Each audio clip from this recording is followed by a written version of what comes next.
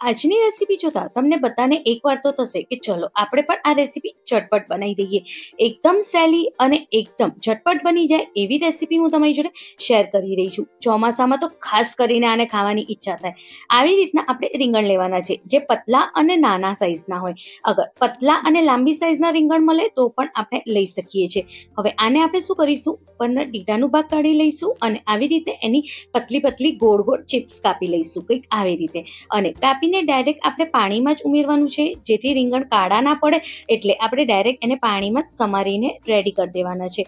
બધા રીંગણને આવી જ રીતે ગોળ ચિપ્સમાં કાપી લઈએ. પછી બે મીડિયમ સાઈઝના બટેકા લઈ લઈશું. એને છોલીને આવી રીતે વચ્ચેથી બે ભાગ કરી લેવાના છે. જ્યારે એના બે ભાગ કરી લઈએ તો એક ભાગ લઈને એને પણ આવી રીતે એકદમ પતલી પતલી ચિપ્સમાં આપણે કાપી લેવાનું છે. આગળ મેં તમને કીધા નહીં કે મેં રીંગણ કેટલા લીધા છે. મેં 200 ગ્રામ જેટલા રીંગણ લીધા છે અને બે મીડિયમ સાઈઝના બટેકાને આવી રીતે ચિપ્સ કરીને પણ આપણે પાણીમાં પલાળી દઈશું. હવે મેં અહીંયા બે ડુંગળી લીધી છે મીડિયમ સાઈઝની, એને પણ વચ્ચેથી કાપીને આવી રીતે આપણે ઝીણી ઝીણી સમારવાની છે. બધું શાકભાજી આપણે ઝીણું જ સમારવાનું છે, બહુ મોટું નથી સમારવાનું. અને સમારીને તરત જ આપણે પાણીમાં એને પલાળી દેવાનું છે. બટેકા અને રીંગણ કાળા ના થાય એટલે આપણે પાણીમાં પલાળીએ છીએ, અને ડુંગળી એકદમ સરસ છૂટી થઈ જાય એટલે આપણે પાણીમાં એને પલાળવાની છે. જ્યારે બધું શાકભાજી સરસ રીતે સમારાઈ જાય પછી આપણે શું કરવાનું, એને સરસ રીતે 2 થી 3 પાણીથી સરસ રીતે આપણે વોશ કરવાનું છે. જ્યારે આપણે શાકભાજીને સરસ રીતે વોશ કરી લઈએ તો એક મોટો વાટકો લઈ લેવાનો. મોટા વાટકામાં આપણે બધું શાક જે આપણે વોશ કર્યું છે ને એ હાથેથી દબાઈને કોરું કરીને પછી આપણે એમાં મોટા વાટકામાં ઉમેરવાનું છે. આપણે ખાસ કરીને ધ્યાન રાખવાનું, શાકભાજીમાં થોડું બી પાણી ના હોવું જોઈએ. એકદમ સરસ કોરું કરીને જ આપણે શાકને એક મોટા વાટકામાં લઈ લેવાનું છે. એક વાટકા જેટલું આપણે પાલક લઈ લઈશું. પાલકને આપણે સરસ રીતે વોશ કરીને ઝીણી સમારી લેવાની છે. પાલકની જગ્યાએ તમે મેથીનો ઉપયોગ પણ કરી શકો છો. હવે જ્યારે પાલક ઉમેરી દઈએ પછી એની અંદર 1 ચમચી જેટલું આપણે આદુ લસણ મરચાં વાટીને ઉમેરવાના છે. મેં અહીંયા 2 લાલ મરચાં લીધા છે, એને પણ આવી રીતે ઝીણું સમારી લીધું છે. લાલ મરચાંની જગ્યાએ તમે લીલા મરચાંનો ઉપયોગ પણ કરી શકો છો.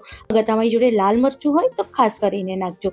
2 મોટી ચમચી જેટલું મેં અહીંયા કસૂરી મેથી નાખી છે.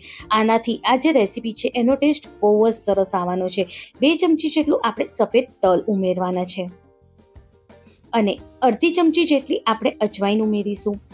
અડધી ચમચી જેટલું આપણે આમાં વરિયાળી ઉમેરવાની છે અને અડધી ચમચી જેટલું આપણે આખા દાણાને શું કરીશું, આપણે હાથ ઉપર સરસ રીતે મસળીને ઉમેરીશું, જેથી જે એનો સ્વાદ છે એ આપણી રેસીપીમાં બહુ જ સરસ આવશે. એટલે હાથ ઉપર એને મસળીને જ ઉમેરવાનું. મીઠું આપણા ટેસ્ટની અકોર્ડિંગ ઉમેરવાનું છે. વધઘટ તમે જેટલું મીઠું ખાતા હોય એ પ્રમાણે આપણે ઉમેરી શકીએ છીએ. હવે આની અંદર બધા આપણે મસાલા કરવાના છે. તો સૌપ્રથમ આપણે જે હલ્દી પાવડર ઉમેરીશું એ 1/4 ચમચી જેટલું જ ઉમેરવાનું છે, બહુ નથી ઉમેરવાનું. અને 1 ચમચી જેટલું આપણે આમાં લાલ મિર્ચ પાવડર ઉમેરીશું અને 1 ચમચી જેટલું આપણે ધનિયા જીરું પાવડર ઉમેરવાનું. ધનિયા જીરા પાવડરની જગ્યાએ 1 ચમચી જેટલું આપણે શેકેલા જીરાનું પાવડર પણ ઉમેરી શકીએ છીએ. થોડી આપણે કોથમીર ઉમેરવાની છે. 2 ચમચી જેટલું આપણે ખાવાનું તેલ ઉમેરવાનું છે, જેથી નાસ્તો અંદરથી પોચો અને ઉપરથી એકદમ ક્રિસ્પી બનીને રેડી થશે. હવે 1 વાટકી જેટલું આપણે બેસનનો લોટ લેવાનો છે. આપણે ઘરની કોઈ બી 1 વાટકી લઈ લેવાની જે આવી રીતે મોટી સાઈઝની હોય, અને એ જ વાટકીના મદદથી આપણે 1 વાટકી જેટલું બેસનનો લોટ લઈશું. અગર ગ્રામમાં ગણવા જાઓ તો 250 ગ્રામ જેટલું બેસનનો લોટ છે. હવે એનથી અડધું એટલે 100 થી 125 ગ્રામ જેટલું અને અડધી વાટકી જેટલું આપણે ચોખાનો લોટ ઉમેરવાનો છે. બધાને આપણે વગર પાણીએ સરસ રીતે આપણે પહેલા મિક્સ કરવાનું છે. અત્યારે મિક્સ કરતા ફેરી પાણીનો ઉપયોગ નથી કરવાનો. આવી રીતે હાથેથી મસળતા જઈશું અને બધાને સરસ રીતે આપણે મિક્સ કરતા જવાનું છે. જ્યારે આવી રીતે સરસ રીતે મિક્સ થઈ જાય પછી શું કરીશું, થોડુંક જ પાણી ઉમેરતા જઈશું અને બધા જે બેસનનો લોટ જે છે બધા શાકભાજી પર સરસ રીતે ચોટે એવી રીતે આપણે પાણી ઉમેરવાનું છે. એટલે સહેજ જ પાણી ઉમેરવાનું અને મિક્સ કરતા જવાનું. બહુ વધારે પડતું પાણી નથી ઉમેરવાનું. બસ ખાલી બેસનનો લોટ શાકભાજી પર સરસ રીતે ચોંટી શકે એટલું જ પાણીનો આપણે ઉપયોગ કરવાનો છે. એના માટે આવી રીતે મસળતા જવાનું અને થોડું પાણી આપણે ઉમેરતા જવાનું. જ્યારે આવી રીતે આપણે પાણી ઉમેરતા જઈએ ને મસળતા જઈએ ને તો એક સરસ આપણું બેટર બનીને રેડી થઈ જાય છે. જો કંઈક આવી રીતે, કારણ કે જ્યારે આપણે આવી રીતે મસળીએ છીએ તો શાકભાજીમાંથી પણ સરસ રીતે પાણી છૂટે છે, કેમ કે આપણે પાલક પણ ઉમેરી છે એટલે એમાંથી પણ પાણી છૂટે. અને જો કેટલું સરસ બેટર બનીને રેડી થઈ ગયું છે. બસ આટલું જ ઘટ બેટર જોઈએ આપણને, બહુ ઢીલું બેટર નથી કરવાનું. જો હું તમને બતાવું કેટલું ઘટ બેટર છે. બસ આવું જ બેટર હોવું જોઈએ. હવે આપણે આને સાઈડમાં મૂકી દઈશું અને તળવા માટે પહેલેથી આપણે તેલને ગરમ કરવા મૂકી દેવાનું. તેલ જ્યારે સહેજ ગરમ થાય પછી આપણે આના ભજીયા તળવાના છે. ભજીયા તળતા પહેલાં પણ આપણે સરસ રીતે એને મિક્સ કરવાનું. આમાં આપણે કોઈ બી સોડાનો ઉપયોગ નથી કરવાનો, ખાવાની સોડાનો ઉપયોગ પણ નથી કરવાનો કે ઈનોનો ઉપયોગ પણ નથી કરવાનો. ભજીયાને તળવા માટે પહેલાં તેલને સરસ રીતે ગરમ કરીને એકદમ ગેસને મીડિયમ કરી દેવાની. મીડિયમ ગેસ ઉપર આવી રીતે ખાલી લોટને બધાને ભેગા કરતા જવાનું છે અને આવી રીતે ભજીયા ઉતારતા જવાના છે. આમાં આપણે કોઈ બી શેપ આપવાની જરૂર નથી, એમનેમ જ આપણે આને આવી રીતે તળતા જવાનું છે. જેટલા કઢાઈમાં આવે એટલા જ ભજીયા તળવાના, બહુ વધારે પડતા ભજીયા તળવા માટે નહીં મૂકી દેવાના. અને મીડિયમ ગેસ ઉપર આપણે એને ફ્રાય કરવાનું છે. ફ્રાય કરવાની બહુ ઉતાવળ નહીં કરવાની. અને જો કેટલા સરસ ભજીયા દેખાય છે ને, જેટલા દેખવામાં સારા છે ને એનાથી વધારે ખાવામાં પણ બહુ જ ટેસ્ટી છે.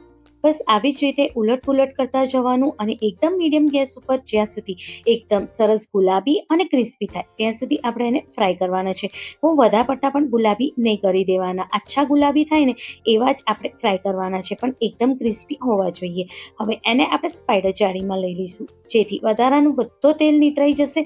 અને આમાં એક ખાસિયત એ છે કે આ ભજીયામાં સહેજ બી તેલ નથી ભરાતો અને ખાવામાં તો બહુ જ ટેસ્ટી લાગે છે. ઠંડા થયા પછી પણ આનો ટેસ્ટ બહુ જ સરસ રહે છે.